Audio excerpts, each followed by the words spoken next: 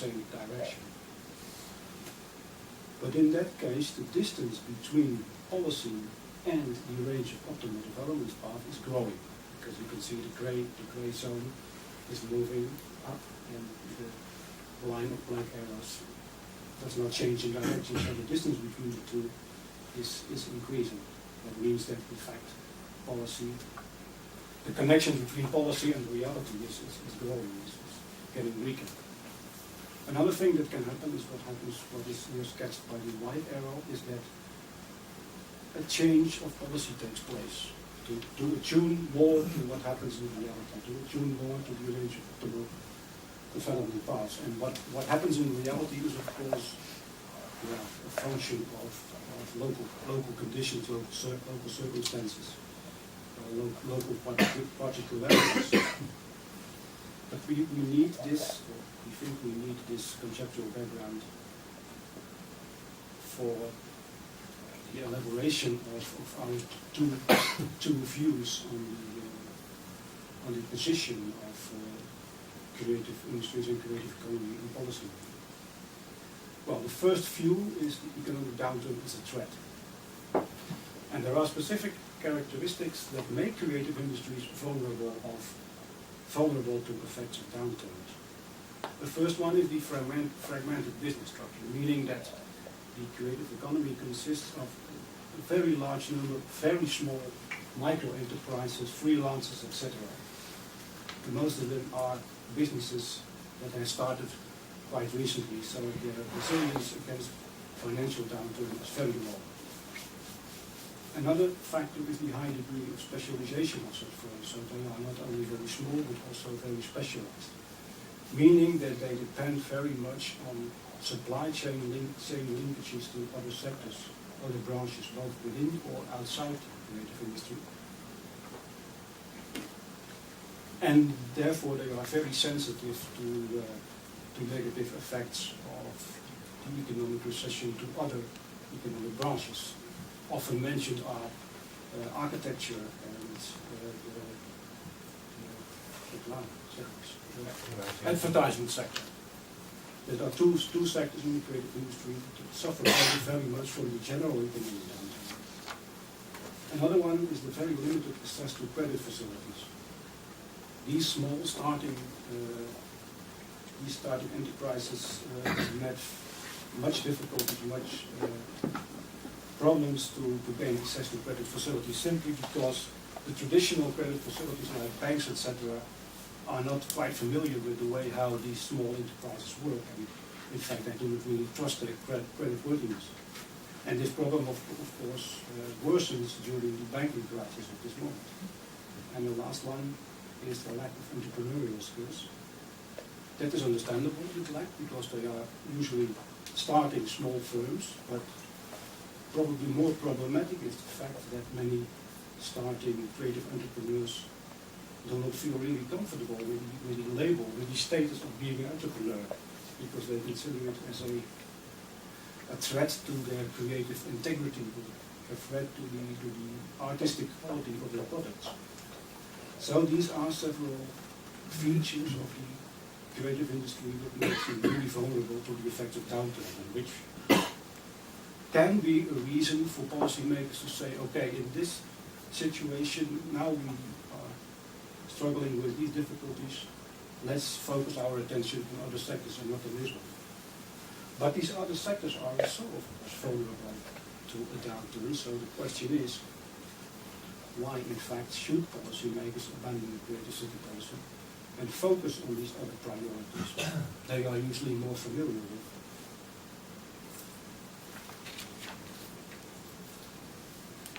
And there are several features of creative industries that in fact plea for such a policy. Let's do, in those days of economic difficulties, let's do things we are more familiar with. And the first of these features is the relative invisibility of the downturn of the creative industries.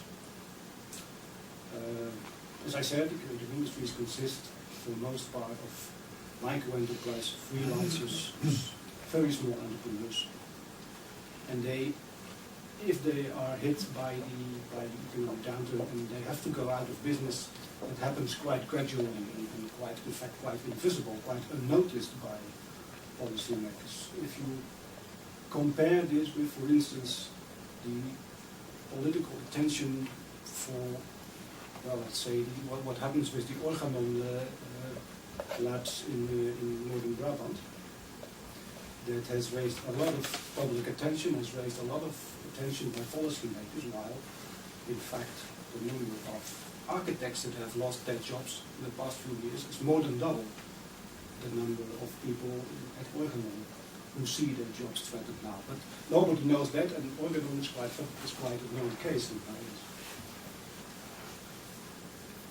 Another thing is that the capacity of creative city, of creative economy, creative industries, to absorb people who have lost their jobs from the many traditional sectors is quite limited. You need a special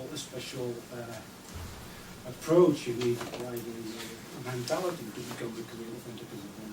It makes no sense to think that the creative sector can absorb people who lost their jobs in car industries. That doesn't work that way. Another thing is that the direct employment effects of creative economy are very limited. Even in showcases of success of economic, of a creative economy, cities like London, cities like New York, even there the share of employment in these activities is at best 10%, but mostly much larger, much lower. So the capacity to create jobs is quite limited. Another thing is that the effectiveness of policies to stimulate the creative economy is quite unpredictable. And that is because there is still a limited knowledge of how you should do that, how you should successfully stimulate economic creative economies. That's still a considerable lack of knowledge. So what policymakers do, well, success is not predictable. And finally, the affinity of policymakers to creative economy is quite limited. Creative economy is a new thing. Very small entrepreneurs who lack the lobby capacity. Politicians have much less interest, much less connections to these sectors than they have to shipbuilding, car industry, whatever. So that may be some reasons for local policymakers to say that in this period of economic difficulties we better spend our money on other things, we better spend our money on traditional industries. At the other hand, it's also possible